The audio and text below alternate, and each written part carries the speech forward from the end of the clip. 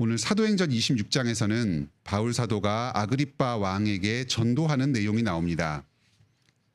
오늘 이 내용에서는 긴 본문으로 그 구체적인 전도의 내용을 자세하게 인용을 하고 있습니다.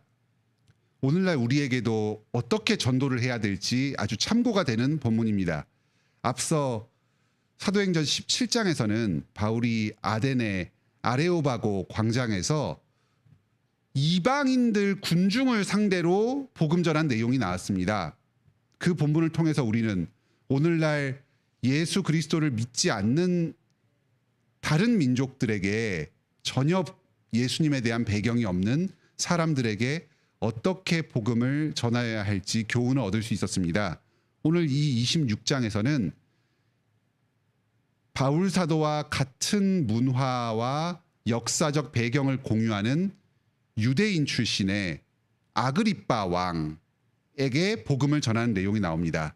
이 아그리빠 왕은 헤롯 가문의 일파로서 순수 유대인 혈통은 아닙니다. 헤롯 대왕 자신이 이둠의 에돔 족속의 일부로 혼혈의 유대인이었습니다. 그래서 이 아그리빠 왕 또한 그 후손으로서 정통 유대인은 아니었지만 그 유대 배경에 대해서 이해를 잘 하고 있었던 그런 사람이었습니다. 이런 동족에게 유대 배경이 있는 사람에게 어떻게 복음을 전하는가, 또 지금 개인적으로 소수의 사람이 있는 가운데에서 주변에 있는 다른 사람들에게도 복음을 전했지만 1차적으로는 아그리빠 왕 개인에 대하여 복음 전도를 어떻게 할 것인가, 이런 점에 대해서 교훈을 줍니다. 오늘날도 우리 주변에 있는 친구나 친지들 개인적으로 복음 전파할 때에 어떤 식으로 복음을 전해야 할지 그 원칙들을 오늘 본문을 통해서 파악을 할 수 있습니다. 첫째로 바울은 고난 가운데서 복음을 전합니다. 자기가 지금 재판에 기소가 되어 있는 상황이었습니다. 신문을 받는 과정에 있습니다.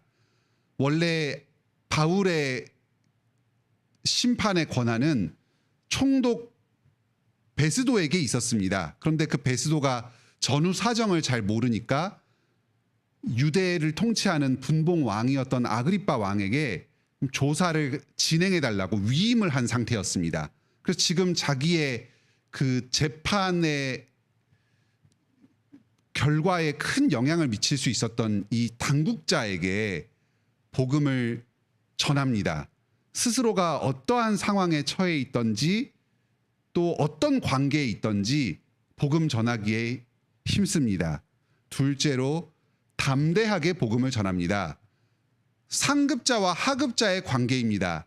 위세에 억압될 수 있었습니다. 특히 지금 자기는 곤궁한 상황이었고 그 상대방의 도움을 아주 필요로 하는 그런 상황이었습니다. 하지만 이럴 때에도 상대방에게 잘 보이기 위해서 아첨하는 것이 아니라 어느 기회든지 활용해서 담대하게 복음을 전하는 계기로 삼습니다.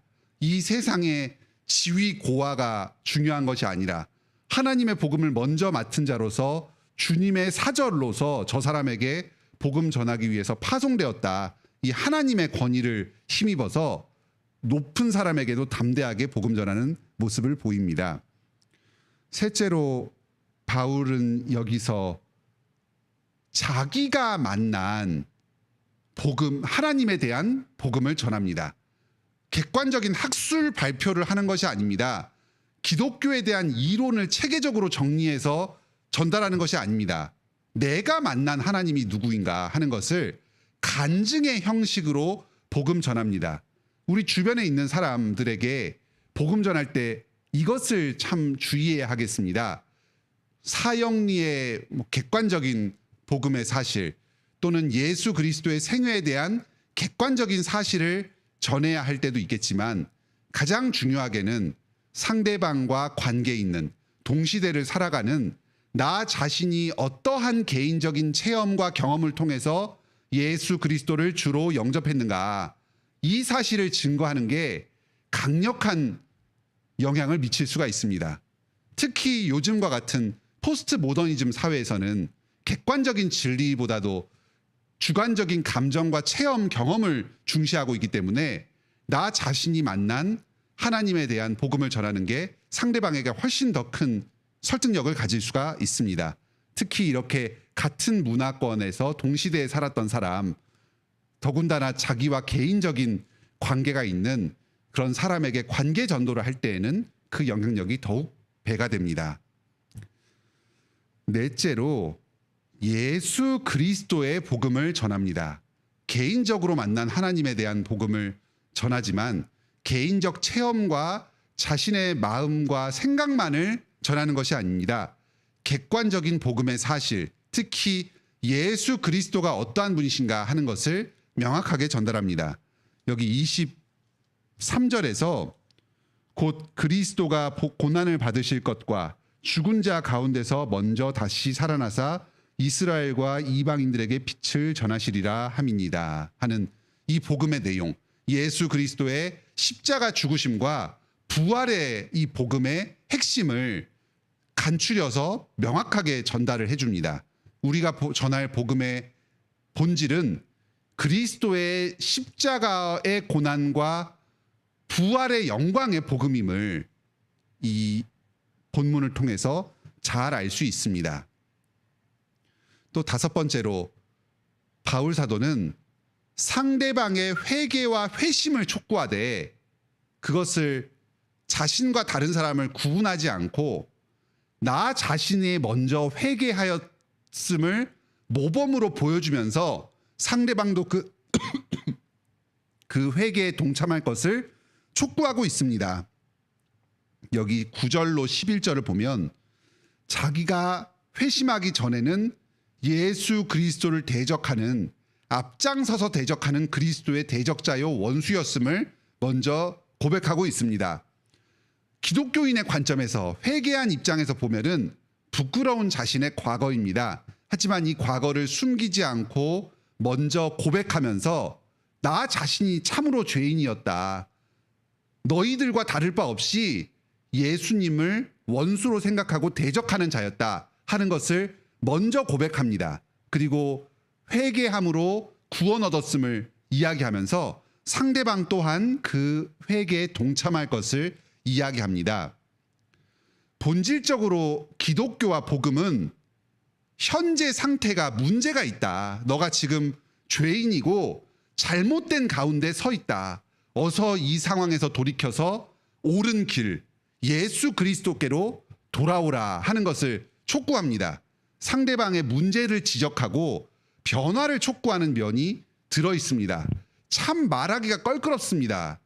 이럴 때에 바울은 나 자신이 너와 다를 바 없는 똑같은 죄인이었다, 지금도 예수 그리스도가 아니고서는 너와 다를 바가 전혀 없다, 하지만 내가 먼저 회개하고 돌이켜서 예수님을 믿게 되었다, 그러니 너도 나와 같이 회개하고 돌이키면 내가 지금 누리는 동일한 구원의 은혜를 누릴 수 있다 하면서 스스로를 상대방과 같이 하면서 자기가 먼저 그 회개의 모범을 보이고 상대방도 회개에 동참하도록 촉구하고 있습니다. 여섯 번째로 바울 사도는 복음 전파의 결과에 연연하지 않고 복음을 전합니다. 이렇게 힘있게 아주 간절하게 사도 바울이 복음을 전하였지만 그 결과는 당장의 과시적인 성과를 거두지 못했습니다. 여기 24절부터 그 자리에 참석했던 베스도와 아그리빠 왕의 반응이 나옵니다. 베스도의 반응은 이것입니다.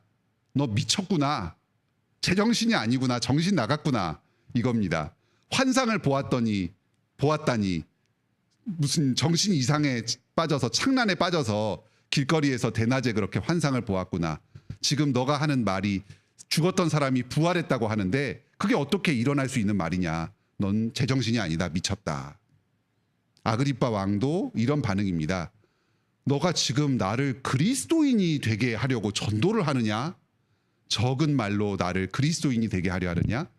지금은 그리스도인은 참 영광스럽고 명예로운 말이지만 당신은 예수의 추종자, 나사렛 예수의 추종자, 그 반역자이고 하나님과 로마에 저주받았던 그 예수를 따르는 사람, 예수쟁이들, 모욕적인 표현이었습니다. 근데 지금 아그리빠 왕은 바울에게 얘기하는 겁니다. 너 지금 나보고 예수쟁이 되라고 하는 거냐? 너 제정신이냐? 그렇게 반응합니다. 바울은 힘있게 복음을 전했지만 당장의 결과는 실망스럽습니다. 베스도도 거절했습니다. 아그리빠도 거절했습니다. 그것도 아주 강하게 모욕적으로 얘기를 하면서 거절했습니다. 지금 나의 생사 여탈권을 주관하고 있는 저 권세자들이 복음에 대해서 정면으로 거스를 때에 바울은 심한 모욕감을 느낌과 동시에 죽음의 공포의 그 불안에 휩싸일 수밖에 없었습니다. 하지만 그는 이러한 결과에 연연하지 않고 하나님의 복음을 전하는 것에 힘썼습니다. 우리도 복음 전파를 했을 때 내 주변에 있는 사람, 내 그 복음을 듣는 사람이 항상 호의적인 반응을 보일 것을 기대할 수는 없습니다. 오히려 그 반대입니다. 많은 경우에 확률적으로는 90% 이상 아마 적대적인 반응, 너 미쳤냐? 지금 나를 예수쟁이로 만들 셈이냐? 그러한 반응을 보일지 모릅니다. 하지만 우리는 복음의 능력을 의지하고서 하나님의 말씀을 따라서 복음 전하는데 힘씁니다. 우리가 뿌린 그 작은 씨앗을 주님께서 결국 열매 맺게 하실 것임을 소망하면서 오늘도 복음을 전합니다. 마지막으로 7번째로 바울 사도는 죽음을 감내하면서 복음을 위해서 죽기까지 하면서 복음 전파에 힘씁니다. 마지막 32절입니다. 이 사람이 만일 가이사에게 상소하지 아니하였더라면 석방될 수 있을 뻔하였다. 바울은 왜 상소를 했을까요? 자기가 석방될 줄 모르고 상소했겠습니까? 바울같이 지식인이 당대의 정치와 경제와 문화의 흐름을 꿰뚫고 있는 사람이 그런 정도 예상을 못했을 수 없습니다. 알고 있었습니다. 여기서 재판을 끝내고 자유롭게 풀려날 수 있었다. 하지만 예수님께서 바울에게 사명을 주셨습니다. 예루살렘에서뿐만 아니라 로마에서까지 복음을 전하여야 하리라. 이 사명을 감당하기 위해서 재판의 과정을 통해 당국자들, 특히 로마의 황제 가이사에게 담대하게 그리스도의 복음을 전하는 것을 스스로의 사명으로 생각했습니다. 죽을 수도 있습니다. 하지만 그 죽음을 감수하고서라도 예수님께서 내게 황제에게 복음 전하는 사명을 맡겨주셨으니까 그 일을 감당하겠다 하고 죽음을 각오하고서 로마로 복음 전하러 떠납니다. 체포돼서 투옥돼서 떠납니다. 자신의 그 감옥살이와 죽음의 위협을 복음 전파의 수단으로 알고서 그것까지 감수하면서 복음에 전하는 기회로 삼겠다 하고 떠납니다. 오늘 우리는 사도 바울의 그 복음을 전한 그 여러 원칙들을 본문을 통해서 살펴보았습니다.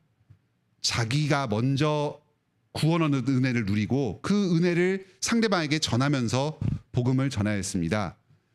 두려워하지 않고 담대하게 전하였습니다. 결과에 연연하지 않았습니다.